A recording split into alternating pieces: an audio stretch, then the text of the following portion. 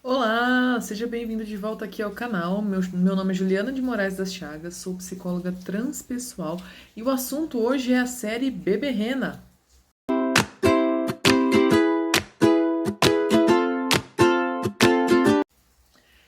Eu achei essa série agora há pouco, ela já tem um tempo que ela foi lançada. Eu não consigo acompanhar todos os lançamentos, tem um bebê de 1 ano e meio. As mamães vão me entender. E muitas pessoas vieram às vezes perguntar pra mim o que eu achava, se eu tinha gostado e eu não tinha assistido. Então agora eu quero partilhar com vocês um pouquinho da minha percepção como pessoa, que eu fui impactada, e também o meu olhar psicológico a respeito da trama, né, e da construção. Não sei se você já viu ou não, então assim, esse vídeo ele tem spoilers. Caso você não tenha assistido ou não goste desse tipo de vídeo, né, que vai atrapalhar a sua apreciação da série, então eu recomendo você pausar, parar aqui, assistir, depois você volta e divide comigo a sua opinião. Beberrena é uma série extremamente psicológica, ela é intimista, ela impacta, ela choca, ela conecta. A gente vê, a série se passa com os personagens protagonistas, né, o Donnie, que é um homem que ele é comediante e trabalha num bar, né? Na verdade, o sonho dele é ser comediante e ser famoso. E só que ele trabalha num bar porque ainda não conseguiu organizar esse sonho dele, não conseguiu viver esse sonho. E Marta, né? O personagem do Donnie é feito por um Richard Esqueci o nome. O principal é vivido por Richard Gad, que é um ator que ele mesmo viveu a experiência. Então foi ele que escreveu o roteiro, ele dirige e ele faz o protagonista principal, que é a história, que é ele mesmo, né? Ele conta a história dele mesmo. Então isso é muito interessante porque assim, pelo menos do ponto de vista dele, a série é muito fidedigna, né? Claro que tem os pontos de vista das outras pessoas envolvidas na história, principalmente o da Marta, que a gente não sabe, né? Mas de dentro da cabeça de quem viveu a história ali, que é ele que conta, a gente sabe que é tudo muito fidedigno, principalmente as emoções, né? Então não é uma especulação. Apesar de ser uma adaptação pro vídeo, né? Pra assistir, pro filme, é claro que tem todas as mudanças, mas a gente sabe que ali tem uma verdade que é o próprio ator contando a sua própria história. Isso é muito interessante, tá? Então esse ator, ele vive o Donnie, e que é esse rapaz, né, que tem o sonho de ser comediante, trabalha num bar, e aí entra uma mulher que chama Marta, de um jeito assim, entristecida, uma mulher cabisbaixa, e aquilo chama a atenção dele, ele é gentil com ela, oferece um chá de graça, e ela passa a frequentar todos os dias o bar onde ele trabalha, senta e fica lá o dia todo. E ele narra tudo de dentro da cabeça dele. Então é uma série assim que ela traz você para um lugar muito íntimo, que é o olhar do Don a respeito de tudo que está acontecendo ao redor dele. E ele se interessa por essa mulher, tá? Ele acha ela estranha, ele se assusta com ela, só que de alguma maneira ela cativa ele fala da risada dela, ele fala das coisas que ela comenta pra ele, e a trama vai se desenrolando em cima disso. E assim, aqui do lado de cá já é uma coisa assim que gera um estranhamento, sabe? A mulher chega e fica todos os dias, o dia inteiro no bar. E ela chega contando que ela logo vai embora, né? Que ela é advogada e ela tem muitos clientes famosos. Isso é uma coisa que chama muito a atenção, né? Como a Marta se vende para ele, né? Que ela chega, olha, eu tenho pouco tempo, então assim, uma certa indisponibilidade, só que ela passa o dia todo, né? Então já não bate ali a informação que ela traz com o dado de realidade. Então você vê que tem uma desconexão ali até para ela dessa realidade. E ela fala sempre que ela tem clientes muito famosos, né? Que ela tem vários clientes famosos como advogada. Então ela tem necessidade também de vender uma imagem de superioridade. E então isso já é uma coisa que desconfia, né? Você fica olhando e fala assim, nossa, que estranho. O que é essa necessidade de se colocar nesse lugar, né? De falar que ela tem muitos clientes ricos e clientes famosos.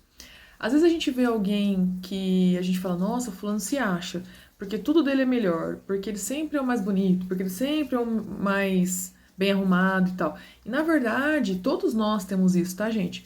Quando a gente está se colocando muito pra cima numa situação, na verdade aquilo esconde um grande complexo de inferioridade. É o contrário, né? O complexo de superioridade esconde o complexo de inferioridade. E o complexo de inferioridade esconde o de superioridade. Nossa, Ju, como assim? Né? A gente tende a falar um pouquinho diferente de se colocar num lugar oposto, né? Então, quando a pessoa ela fica se exaltando muito, muitas vezes naquele tema, não necessariamente ela é assim tudo, tá? Mas naquele tema específico, talvez ela tenha uma grande baixa autoestima. Baixa autoestima. Ou quando a pessoa também se diminui muito, diminui muito, diminui muito, e ela não é aquilo, né? Essa grande baixa autoestima talvez esconda uma necessidade, uma autopercepção de superioridade tão grande naquele lugar que a pessoa faz uma descompensação para o outro lado, tá? Então a gente fala assim que ou a pessoa tá numa arrogância, né? Achando que ela é um pouco mais do que ela é, ou ela tá numa falsa modéstia, que é diminuindo o que ela é. Né? Então eu gosto de pensar na frase de que humildade não é ser nem maior nem menor, e sim do seu próprio tamanho. Né? Eu estou no meu tamanho. Eu não sou nem mais e nem desejo ser menos. Eu estou no meu tamanho. E no meu tamanho eu consigo servir.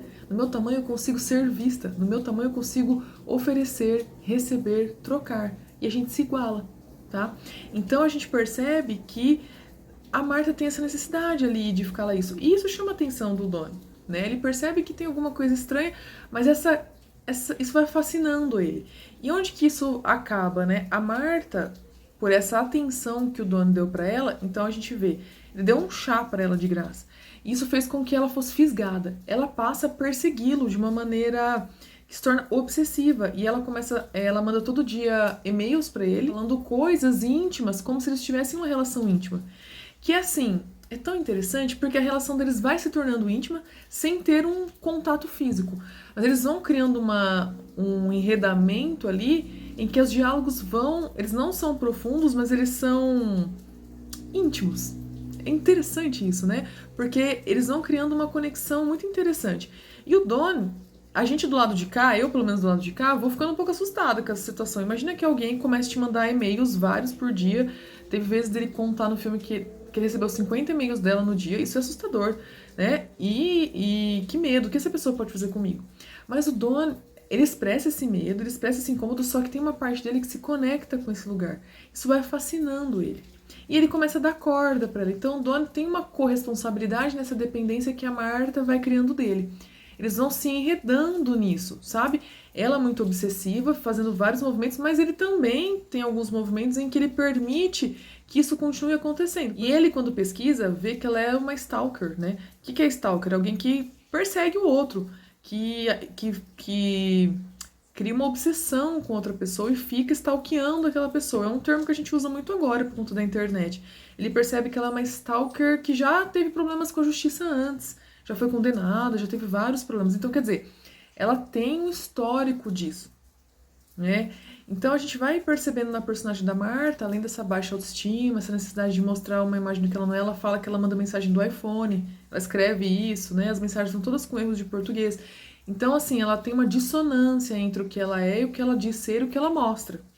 Né? Então você vê que ela está desconectada da realidade e ela vai criando fantasias, né? Ela vai criando fantasias dessa relação por conta de um chá que ele deu pra ela. Então ela tava num nível de baixa autoestima e de carência muito grande, e aí alguém foi lá e deu atenção. E ele, por sua vez, percebendo todo esse movimento dela, um pouco mais lúcido que ela, mais consciente, só que ela consegue fisgar ele num lugar também de carência e baixa autoestima. Onde ela fala pra ele tudo o que ele quer ouvir, que ele sempre quis ouvir.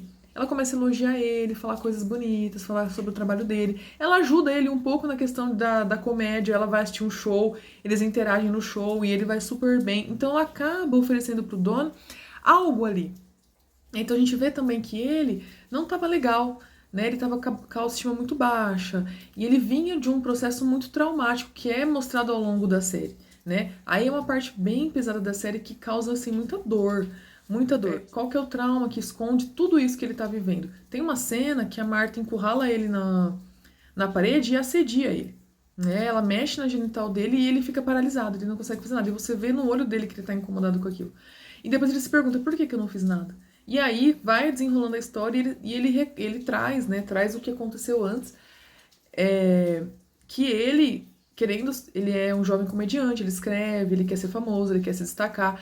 E ele querendo se destacar, ele encontra um produtor que se envolve com ele, esse cara oferece drogas e vai oferecendo, vai seduzindo ele para esse lugar. E ele, para tentar agradar esse homem, para tentar ser famoso, ouvindo tudo que esse homem tá falando, que é um jeito de seduzir e manipular o Don, né, o homem mais velho, já conhece tudo isso, ele vai se deixando levar por isso, por essa trama. Ele vai se entregando e o homem droga ele começa a abusar dele sexualmente. Até que ocorre um estupro mesmo na cena, né? É muito triste, é muito doloroso. E ele se recorda parcialmente do que acontece e depois ele relata. Eu sabia o que estava acontecendo, por que eu não fui embora? Né? Eu voltava lá. Então, assim, a gente vê aqui a dor de uma pessoa que às vezes está passando uma situação abusiva e ela não consegue sair, porque alguma coisa prende ela, né? Às vezes quem olha de fora julga a pessoa que está ali, mas a pessoa, no caso do Don, ele tinha uma autoestima muito baixa, uma dor, uma carência, uma necessidade talvez de suprir todo esse lugar, sendo famoso, sendo comediante, um sonho misturado ali. E ele achou alguém que poderia oferecer isso para ele. E em troca a pessoa abusava, né? E dominava, ele manipulava. E ele foi se envolvendo nisso, suprindo essa necessidade, essa carência dele de conquistar esse lugar, né? Então ele vai permitindo que esse relacionamento abusivo, tóxico, cruel vá acontecendo a ponto de machucá-lo, né? Machuca ele fisicamente, mas muito mais emocionalmente, porque a partir daí ele começa uma busca de tentar entender para que isso aconteceu na vida dele. E ele, para descobrir isso, ele vai se colocando em situações de risco e ele fala isso. Eu me arrisquei a ser abusado de novo, eu me coloquei em situações muito ruins que faziam com que talvez eu não sentisse mais, com que minha alma desconectasse do meu corpo, como meu corpo não fosse nada. Então, quer dizer, é um jeito que ele tem também de talvez superar essa dor, né? E dá pra perceber que o Don, ele se coloca em situações de risco muitos momentos na série. Ele sempre tá vinculado com uma pessoa que dá sentido pra vida dele de alguma forma. A Marta é condenada, ela é presa, e ela para de ir atrás dele, porque ela está presa. E ele sente um grande vazio, ele fica mal com isso. Por quê? Porque ao longo da série ele vai se identificando muito com ela. E você começa a ver que os dois se misturam num lugar que você não sabe mais quem nasceu primeiro, sabe? Quem começou, quem tá manipulando quem depende mais de quem. Aquilo alimenta ele de alguma forma. E a Terry, que é uma namorada que ele tem, que é uma mulher trans na série, né? Nessa descoberta dele da sexualidade, ele se apaixona por essa mulher trans e é um sentimento muito genuíno, muito profundo que eles têm. E ela é a mais lúcida ali, ela fala muitas coisas pra ele, sabe? Tanto que ela dá muitos limites claros e ela interrompe o relacionamento com ele e fala: olha, pra mim não dá mais daqui pra frente. Você gosta disso. Ela é muito assertiva quando ela aponta pra ele as deficiências, o que ela percebe nele nessa relação com a Marta, tá? E é tão interessante que tem cenas que ele diz assim, ó, eu tenho um sentimento tão genuíno pela Terry que eu não consigo viver. É muito puro pra mim, porque ele viveu coisas muito dolorosas com o corpo dele. Ele passa por situações muito tristes, muito difíceis na série, né? E essa identificação vai rolando, eles vão ficando fusionados nesse lugar, né, de um atrás do outro, tanto que a polícia, quando ele vai lá, fala que o dono também está sendo investigado e ele fica chocado com aquilo. Quando ela é presa, ele sente um vazio tão grande que ele passa a ficar obsessivamente investigando ela e pensando nela e ouvindo as centenas de mensagens que ela mandava para ele. Ele fala que ela era o podcast diário dele. Olha que interessante isso, porque aquilo alimentava ele de alguma forma, ele passou a sentir falta dela. Passou a sentir falta dela. Então, quer dizer, uma parte dele se completava com aquilo, se talvez se sentia vivo, visto, amado, e ele comenta isso na série. Tanto que, com a falta da Marta, ele procura de novo o produtor. Aquele produtor que abusou dele, né? O produtor convida ele para trabalhar, o Don, para trabalhar com ele novamente, e ele aceita. Isso, e quando ele sai dessa cena, ele chora compulsivamente, assim. Gente, isso é tão doloroso. É tão doloroso, né? Porque a gente que às vezes está de fora tem um julgamento muito grave sobre as pessoas que estão em sofrimento. E você vê nitidamente o quanto ele está sofrendo, mas parece que ele não sabe viver de outra maneira. Parece que ele precisa estar vivendo alguma coisa com uma situações que coloquem ele em risco, né, que exponha ele a risco, que traga uma dor emocional intensa. Parece que ele se sente mais vivo com essas tramas acontecendo intensas, sabe? Então, primeiro, e parece que isso foi desenvolvido desde o primeiro trauma dele, que foi com esse produtor, quando houveram os abusos, o uso de droga, né, de entorpecentes. Então, você vê que como uma situação traumática cola na pessoa e faz com que ela desenvolva transtornos que muitas vezes eles não podiam ter uma predisposição, mas eles não estavam ali manifestos. Né? Como o trauma, ele faz com que a pessoa mude às vezes sua identidade, desenvolva sintomas, desenvolva transtornos, dúvidas a respeito de si mesmo, tá? Aquele livro, Mito do Normal, que eu falei no vídeo aqui atrás, se você quiser assistir, ele tá aí, ele fala que a doença, na verdade, são resultados de traumas que nós vivemos e o nosso corpo não soube se adaptar. Nossa mente não soube se adaptar e a gente cria mecanismos, fabrica significados, cria mecanismos para dar um sentido para aquilo. E o Don faz isso ali. Ele passa a viver aquele trauma e se colocar numa situação de risco, que foi o uso de drogas, o próprio abuso, voltar lá várias vezes, mesmo sendo abusado e sabendo disso, Ele não conseguiu se preservar, se colocar em primeiro lugar, ter esse instinto de autopreservação grande. Ele se coloca em risco e ele passa a repetir isso na vida dele numa busca de entender o porquê, o para que isso aconteceu com ele, tanto que ele permite que a Marta entre na vida dele e vire um terror, mas ela causa essa adrenalina, sabe? Essa coisa, essa emoção forte. E quando ela sai, ele sente um vazio, ele deprime e ele fica revivendo aquilo, E no final ele busca o Don de novo. Então você vê como um trauma acaba definindo uma identidade, toda uma identidade depois. Isso acontece conosco em escalas maiores ou menores. A gente vive um trauma e ele constitui a nossa personalidade, ele constitui o nosso corpo. O trauma, ele não é só psicológico, ele não acontece só em imagens, ele acontece na fisiologia do corpo. E um trauma que está incrustado na nossa fisiologia, para ser desconstruído, ele precisa também ser curado, ele precisa ser desmontado na nossa fisiologia também, senão eu revivo aquele trauma de formas diferentes, e não só revivo, como busco as situações para reviver, como reproduzo aquilo, como aquilo fica repetindo na minha vida, porque é um eco. É um eco. Então, o trauma ele é muito complexo. Tem um momento muito bonito na série, muito bonito, que é interessante como a Marta, com toda essa desconexão com a realidade que ela vivia e que o Don passou a viver também, ela acaba promovendo algumas construções, na vida do Don. Por exemplo, ela diz que vai revelar toda essa história dele do trauma, da orientação sexual dele pra família do Don. E ele, com medo, vai lá e senta com o pai e com a mãe e conta tudo. Conta os abusos que ele sofreu, conta que ele gravou um vídeo e isso viralizou na internet. E hoje ele tá famoso contando essa história dele, E ele conta o abuso, conta da orientação, conta toda a dor dele. E ele é muito acolhido pelos pais. E o pai, emocionado, diz que passou a mesma coisa. E a cena é linda. É uma cena linda no meio do caos que é a série, onde o pai e a mãe acolhem o filho e ele se sente, ele fala, eu nunca me senti tão livre, leve, É lindo os momentos que ele passa com os pais, E interessantemente o pai viveu a mesma coisa, vê também uma questão sistêmica aí, transgeracional, ancestral, de um abuso desse masculino, Então você também vê uma questão sistêmica aí, um trauma sistêmico na família. E a série caminha para esse lugar onde a gente sente muita compaixão pelos personagens. Não tem vilão, não tem mocinho, sabe? Tem luz e sombra o tempo todo, tem dor. E tem ali, acima de tudo, o processo humano visceral da dor, visceral das dificuldades humanas ali e tudo do ponto de vista do Don. Tudo de dentro dele, olhando para aquilo, sentindo tudo aquilo e confuso. E ele também, é interessante que a partir da Marta, claro que teve o gatilho anterior, mas a partir da Marta, ele vai se autoconhecendo, ele vai se percebendo, ele vai dando espaço para olhar para essas feridas dele, Inclusive tem um vídeo dele que viraliza quando ele deixa de fazer comédia e ele abre o coração dele no palco e conta toda essa história. Aí esse vídeo viraliza e ele fica famoso e justamente ele encontra aquilo que ele tanto buscava, contando a própria história. E aí ele fala, gente, quando eu fui eu mesmo, eu cheguei no lugar que eu queria. Quando ele olha para a verdade dele, para a dor dele, ele assume isso, ele conquista lugares com essa verdade, porque ele tá mais autêntico, ele até abandona a comédia, E só que ao mesmo tempo me traz assim uma questão, como que a gente tá numa sociedade onde essas coisas viralizam, Um dia a sua vida é sua, no outro dia ela não é mais.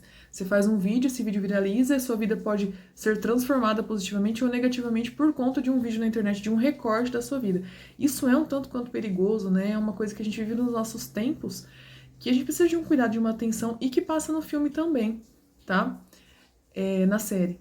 E para finalizar, tem uma cena assim muito, muito forte, que é quando o Don, ele não ouviu todos os áudios que a Marta mandou, porque foram muitos. E no final, quando ele tá assim obsessivo por ela, ele sente falta dela, né? Ele sente falta, que eu acho que ele se sentia muito importante com ela perseguindo ele começa a ouvir os áudios, né? Ele começa a ouvir os áudios e ele vai pra uma pasta que tá escrito assim: áudios que eu nunca ouvi. E aí ele coloca um áudio e no áudio ela tá chorando. Ela não tá naquela superficialidade aparente que ela sempre demonstra ao longo da série, ela tá profunda e ela tá falando dos sentimentos dela. E ela fala assim: olha, eu preciso te contar uma coisa, não é exatamente assim, né? Mas sabe por que eu te chamo de bebê rena? Porque quando eu era criança eu tinha uma rena. E essa rena era o meu único apoio quando os meus pais estavam brigando e eles brigavam o tempo todo. E ela fala isso chorando, né? Então essa rena era que me dava suporte, era que cuidava de mim, ela me dava segurança, sei lá, alguma coisa assim. E ele chora muito quando ele ouve isso, porque ela estava condenada porque ele denunciou ela. E ao longo da série a gente acompanha ele num conflito muito grande se ele denuncia ela ou não. E ele percebe o vínculo que ela tinha com ele, para além das alucinações, dos delírios, né? Para além da desconexão da realidade, ela encontra nele alguma coisa. Talvez ela faça, ele faz ela se sentir mais segura no meio daquele caos que ela vivia. Olha só, a Marta também é uma criança que foi traumatizada num ambiente muito difícil, muito doloroso, a gente pode imaginar, onde ela só tinha um bichinho para se apegar e ela precisou talvez criar mundos paralelos para lidar com aquela realidade. Você vê como tudo tem uma história por trás. A gente no dia a dia acaba julgando muito as pessoas, mas tudo tem uma dor ali escondida. Tudo tem um significado. Né? Por que a Marta olha assim e se identifica com ele? Ela lembrou de algo da infância que trazia segurança para ela. E ele realmente ali deu segurança, ele ofereceu um chá para ela. Então você vê como as coisas vão se desenrolando e se desdobrando em muitas camadas. E esses somos nós, seres humanos. Nós temos muitas camadas psicológicas e emocionais que contam a nossa história. Não é só o que você vê, não é só o que você ouve falar, né? As coisas têm profundidade, elas têm símbolos, elas têm um enredo psicológico e elas têm trauma no meio. E tem um corpo que se traumatiza e que vive a partir desse trauma muitas coisas, muitas histórias. Claro que eu estou trazendo um olhar subjetivo, onde eu coloco a minha percepção a respeito de como essas histórias se conectam, como esses dois encontram em suas dores um lugar comum. Né? Do ponto de vista psicológico, tanto ele quanto ela precisam muito de uma ajuda psicoterapêutica. Então, assim, não estou romantizando a questão trazida pela série, até porque ela não é nada romântica. Ela é pesada, ela é um processo traumático, inclusive ela pode ser perigosa. A Marta, ao longo do tempo com a perseguição, vai tendo atitudes perigosas, né, para o Donnie, agressivas com ele, com a família. Então, tanto que na série ela é presa. Né? Então, isso pode levar a um lugar de risco de vida. Então, eles estão numa relação totalmente disfuncional. Não tem nada de romântico nisso, tá? A minha percepção aqui é da humanidade. Né? Às vezes a gente tende a confundir romance com humanidade. Olhar a dor, sentir compaixão, né? Desses seres humanos, que são pessoas que têm dores, que têm uma história, principalmente a Marta, que no caso ali ela está nesse papel de perseguidora, mas a gente vai percebendo que tem uma relação que se complementa ali. Então, tanto ele quanto ela precisariam de ajudas psiquiátricas e psicológicas, tá? Para lidar com todas essas emoções. A história do Don foi mostrada o trauma começando ali com o diretor, né, com aquele produtor, mas com certeza não começou ali. Com certeza tem uma história infantil ali de talvez negligência, talvez de violência, pode ser uma violência emocional, psicológica, não necessariamente física, que ele foi associando, né, foi se traumatizando e foi entendendo talvez que a negligência, o abuso, a violência pode representar amor e cuidado. E violência e abuso com amor e cuidado é uma mistura muito perigosa, geralmente ligada a quadros traumáticos sérios. Bom, é isso. Eu espero que você tenha gostado desse vídeo, que ele tenha sido reflexivo para você. Se você está passando por uma situação que você se identifica de alguma maneira com o sofrimento, busque ajuda. Não fique sozinho, não sofra, não se coloque em risco. Sempre há uma saída e é possível a gente encontrar e decifrar os símbolos da nossa mente, ressignificar a nossa vida e recomeçar. Tá bom? Obrigada. Até mais.